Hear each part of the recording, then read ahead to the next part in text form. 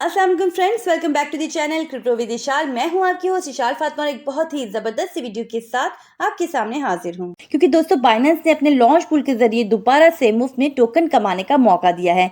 Binance ने अपने 46 launch pool project की अनाउंसमेंट की है जिसका नाम है पिक्सल।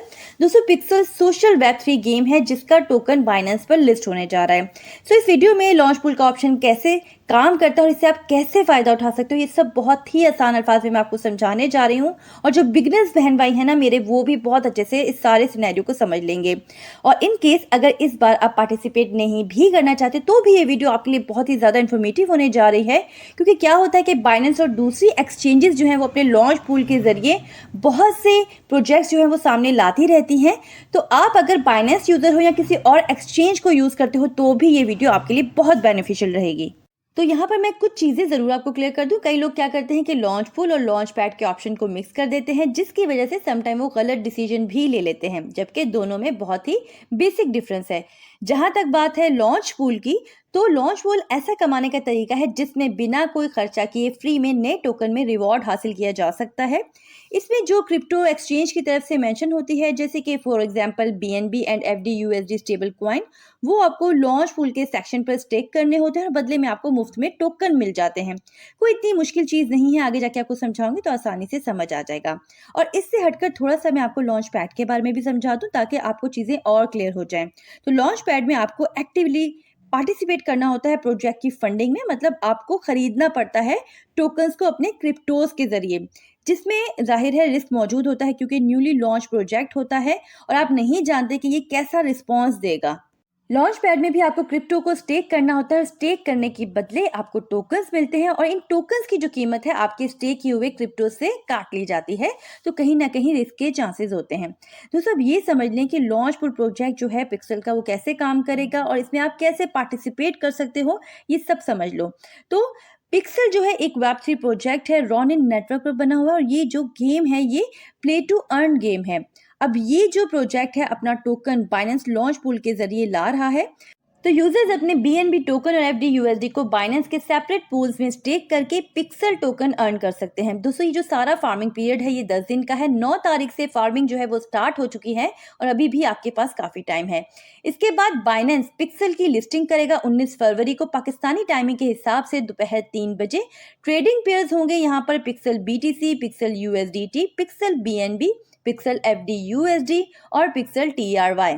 साथ ही साथ सीड टैग जो है वो भी अप्लाई होगा। देखिए सीड टैग जो है वो उन टोकन्स पर अप्लाई होता है जो कि दूसरे टोकन्स के मुकाबले में ज़्यादा रिस्की माने जाते हैं और ज़्यादा वोलेटाइल माने जाते हैं। मोस्टली जब न्यू लिस्टिंग होती है ना बाइनेंस पे, तो सबके साथ सीड टैग जो है वो अप्लाई ही होता है। एक तरह से कह लें कि वार्निंग बन जाती है ये।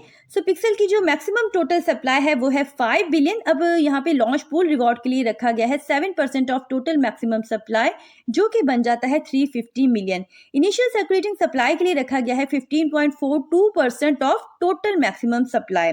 स्मार्ट कॉन्ट्रैक्ट्स में रॉनिन और इथेरियम का नाम है। अच्छा, सबसे पहले जो बहुत ही इंपॉर्टेंट चीज़ है वो ये बता दूं कि इसमें पार्टिसिपेट करने के लिए आपका बाइनेंस पर अकाउंट होना चाहिए और वो KYC वेरीफाइड होना चाहिए। तो दोस्तों अगर आप बिल्कुल ही बिगनर हैं, आप नहीं जानते कैसे अकाउंट बनाना है, कैसे उसे वेरीफाई करना है, तो इस चैनल पर डिटेल्ड वीडियो जो है इस टॉपिक से रिलेटेड मौजूद है, आप चाहो तो चेक कर सकते हो। सपोर्टेड पूल्स में BNB और FDUSD हैं। तो BNB के लिए टोटल रिवॉर्ड का 80% रखा गया है जो कि बनता है 280 मिलियन और FDUSD के लिए रखा गया है टोटल रिवॉर्ड का 20% जो कि बनता है 70 मिलियन। दोस्तों भी सारे प्रोसेस में होता कुछ यूं है कि यूजर के बैलेंस और टोटल पूल बैलेंस के मल्टीपल टाइम्स स्नैपशॉट लिए जाते हैं हर घंटे के हिसाब से किसी भी टाइम पर, ताकि यूजर का घंटे के हिसाब से एवरेज बैलेंस कैलकुलेट किया जा सके और इस तरह से हर घंटे यूजर का रिवॉर्ड जो है वो अपडेट होता है। फिर यूजर क्या कर सकता है, अपने रिवॉर्ड को अकोमुलेट कर सकता है और क्लेम कर सकता है डायरेक्ट अपने स्पॉट अकाउंट्स में किसी भी वक्त। अच्छा, अब ऐसा नहीं हो सकता कि फॉर एग्जांपल आपके पास 100 BNB है तो वो तमाम के तमाम BNB आप इधर भी स्टेक कर दो और बाइनेंस के किसी और पूल में भी स्टेक कर दो। इस तरह से नहीं हो सकता। हाँ, ये ज़रूर हो सकता है कि वो जो 100 BNB है उनको आप 50-50 के रेशियो से चाहो तो पूल A में और पूल B में स्टेक कर दो। यहाँ पर एक और बात बता दूं कि लॉन्च पूल का जो एक बहुत ही बड़ा फायदा है वो ये है कि किसी भी टाइम पर आप अपने फंड को अनस्टेक कर सकते हो वक्त ज़ाया किए बगैर और चाहो तो किसी और अवेलेबल पूल में इमीडिएटली पार्टिसिपेट भी कर सकते हो, क्योंकि समटाइम्स एक ऑफर चल ही रही होती है तो दूसरी ऑफर भी आ जाती है। बाइनेंस बीएनबी वॉल्ट और लॉक्ड प्रोडक्ट भी लॉन्च पूल को सपोर्ट करेंगे, मतलब वो यूजर्स जिन्होंने बीएनबी को बीएनबी वॉल्ट और लॉक्ड प्रोडक्ट में स्टेक किया होगा ऑटोमेटिकली पार्टिसिपेट कर पाएंगे लॉन्च पूल्स में। अगर एक से ज्यादा लॉन्च पूल चल रहे होंगे तो यूजर के जो बीएनबी एसेट्स हैं वो इक्वली एलोकेट हो जाएंगे दोनों प्रोजेक्ट्स में। इसके अलावा नीचे उन्होंने तमाम कंट्रीज भी मेंशन की हुई हैं जो कि इस प्रोजेक्ट में पार्टिसिपेट नहीं कर सकती, लेकिन इसके अलावा ये चीज भी मेंशन की हुई है कि ये जो लिस्ट है ये अपडेट हो सकती है लोकल रूल्स के अकॉर्डिंग।